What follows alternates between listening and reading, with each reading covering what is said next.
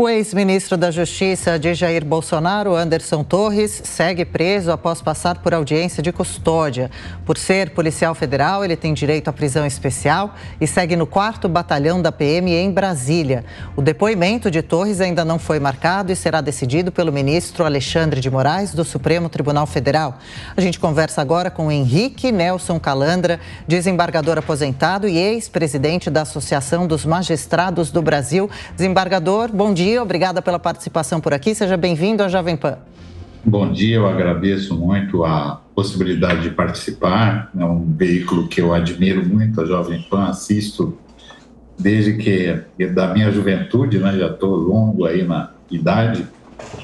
E queria dizer que essa prisão preventiva, eu analisei o decreto do ministro Alexandre de Moraes, e o decreto chega a trazer uma comparação entre Chamberlain e Hitler. E eu acho que essas coisas todas decorrem de um estado inflamatório que acometeu o Brasil. O Anderson Torres, o delegado Anderson Torres, ele é policial de carreira, serviu como diretor da Polícia Federal, foi segurança de autoridades da República no Brasil, e o seu dever é cumprir a sua função como servidor público. E ele não fugiu, ele estava em Orlando, como a maioria das pessoas da idade dele faz quando tem filho pequeno, né? Deve ter ficado aí 4 anos sem tirar férias, e foi lá com os filhos pequenos para Orlando fazer o que muitos brasileiros fazem. Isso não é conspiração, não é nada disso. E o fundamento é que ele estava no exercício do cargo. Quem sai de férias, autorizado por quem o nomeou, não está exercendo o cargo. Quem exerce o cargo é quem está sentado na cadeira dele. Então, eu acho que foi a prisão preventiva, até porque ele, tão logo soube desse decreto da prisão preventiva, se dispôs a vir para o Brasil e se apresentar. Esses foram lamentáveis os fatos. Ontem eu revi toda a matéria relativa a esses tristes que acometeram no Brasil, e o ministro Alexandre tem razão, às vezes tratar com leniência essas questões acaba explodindo e resultando nisso, né? Eu fico extremamente perplexo diante de tudo que ocorreu no Brasil, mas fico feliz que o Poder Judiciário, no caso capitaneado pelo ministro Alexandre de Moraes, tenha sido capaz de retomar a ordem das coisas com a ajuda das demais autoridades e colocado o Brasil de novo no caminho da paz. Doutor Calandra, a grande tropa de choque que o Brasil tem que usar é a política, não é cacetete, bomba, prisão, isso não vai resolver nada. Doutor Calandra, muito bom rever o senhor aqui na Jovem Pan. A minha pergunta é em relação às pessoas que participaram desses atos no Congresso, no Supremo e também no Judiciário, no Supremo, nos 3 poderes, no Legislativo, Executivo e Judiciário, essas pessoas que ainda estão presas. De que forma que essas pessoas precisam ser tratadas? É preciso fazer uma triagem? Quem realmente teve responsabilidade? Isso vai demorar muito tempo? Que leitura que é possível fazer disso do ponto de vista jurídico? Chegou a mim até um relato, eu vou contar aqui para vocês, que eu acho que o ouvinte da Jovem Pan tem bom humor, né? Um jovem lá em Minas, um jovem da roça, retireiro, ele foi convidado para ir passear em Brasília. Ele nunca tinha entrado num ônibus chique desses aí. E acabou indo parar em Brasília, dizendo que era para assistir uma missa e carregar uma bandeira. E levou até o irmão, que é mudo, para participar com ele, disse que tirou férias lá na atividade agrícola dele, e achando que era o fim do mundo, que ia fazer uma coisa normal. Chegou lá, acabou preso no presídio da Papuda, e o irmão dele, que era mudo, não podia se explicar para a autoridade policial porque era mudo.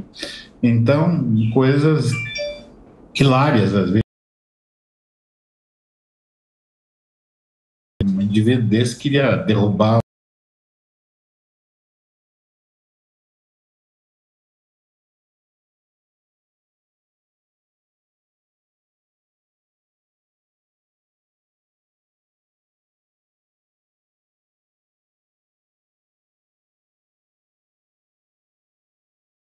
discriminação e não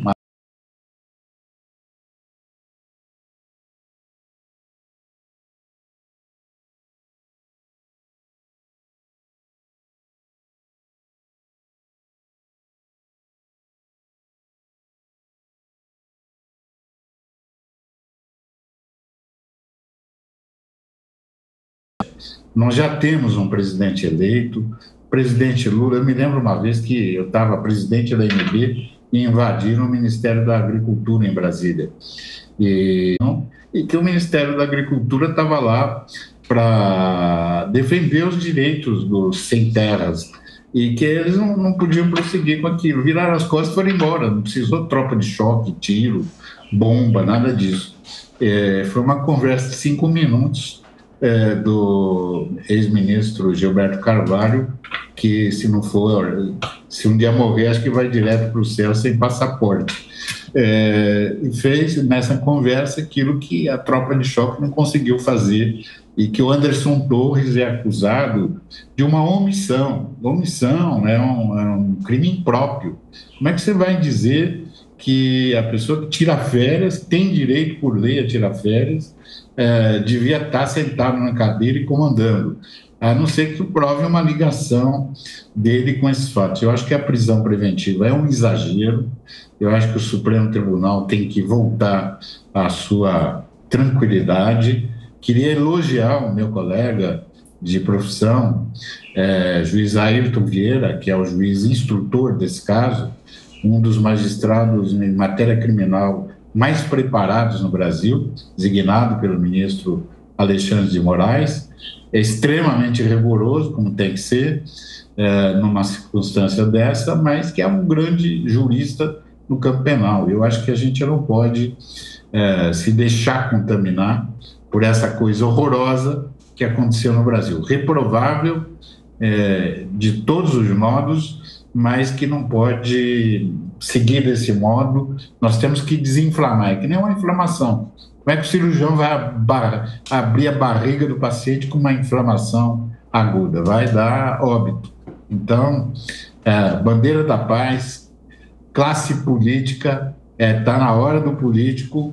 Eu andei aí pelo Nordeste, eu vejo o resultado de orçamento secreto, grandes cartazes onde o político aparece como beneficiário. Às vezes o cartaz é maior do que a obra e não tem obra nenhuma em outros casos. Eu queria sublinhar, eu acho que essas coisas erradas que aconteceram motivaram de algum modo que essa insurgência chegasse a esse ponto. Eu acho que se esse orçamento secreto tivesse sido revogado já faz tempo, se os exageros do Poder Executivo e do Poder Judiciário tivessem sido contidos, eu acho que nós não teríamos um ato tão horroroso como esse que ocorreu em Brasília. Eu digo isso porque, de algum modo, daqui 4 anos, se aqueles que defendem o contrário forem eleitos, eles vão ter que sentar na cadeira que eles quebraram.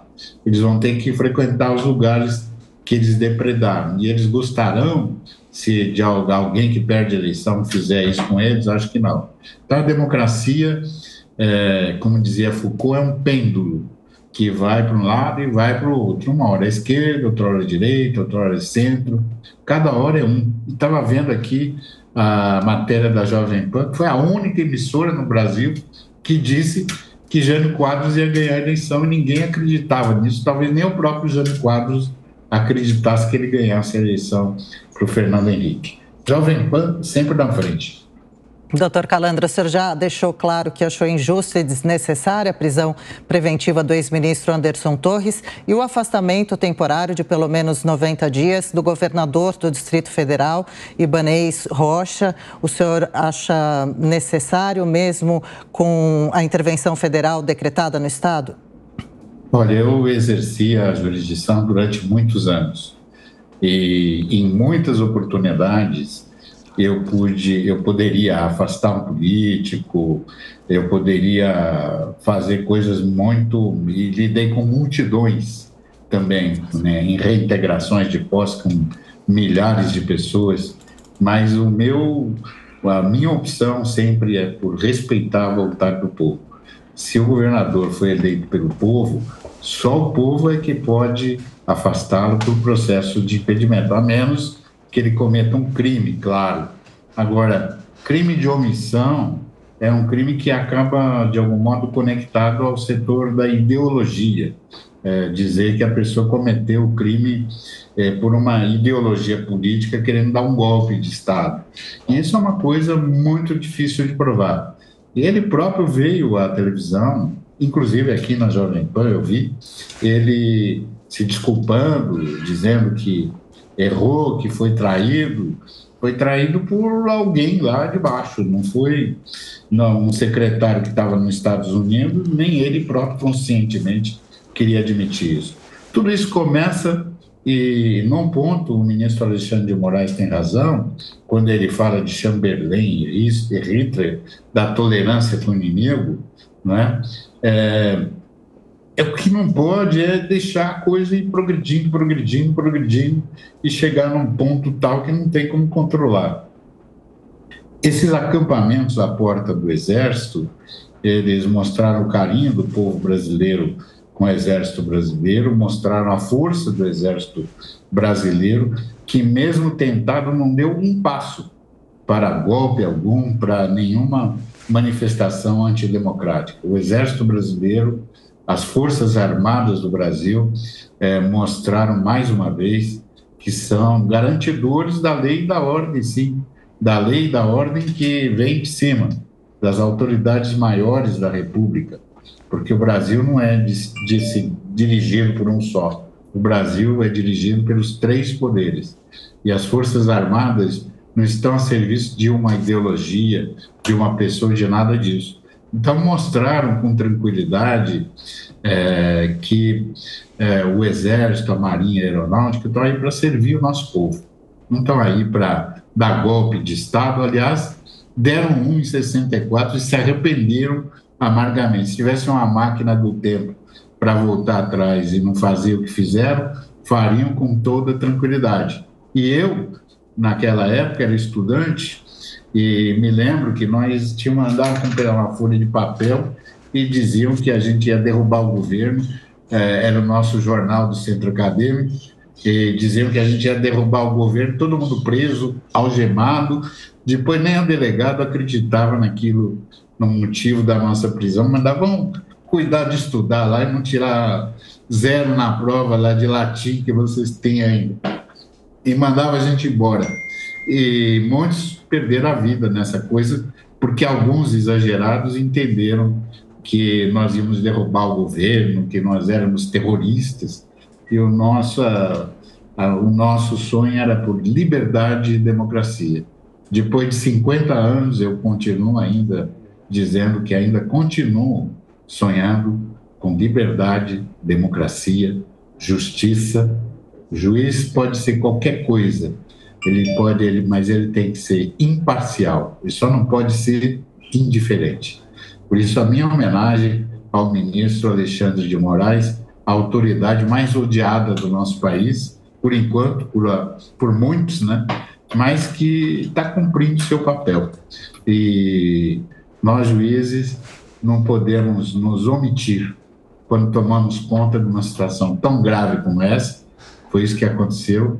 Queria só um minuto a mais de tempo dos nossos ouvintes e paciência, 1 minuto, claro, para dizer que tudo isso foi motivado por uma omissão deliberada do Ministério Público, que o Supremo foi achincalhado, foi atacado e nada foi feito em defesa do Supremo. Aí o Supremo usou uma coisa que chama estatuto, ou regimento interno, traduzindo melhor para os nossos ouvintes, e acabou criando esse inquérito do fim do mundo que resultou em tudo isso que está acontecendo agora. Doutor Henrique Nelson Calandra, desembargador, aposentado e ex-presidente da Associação dos Magistrados do Brasil. Doutor, obrigada pela entrevista, pela participação aqui no Jornal da Manhã. Boa semana. Obrigado, igualmente. Felicidades para o nosso país.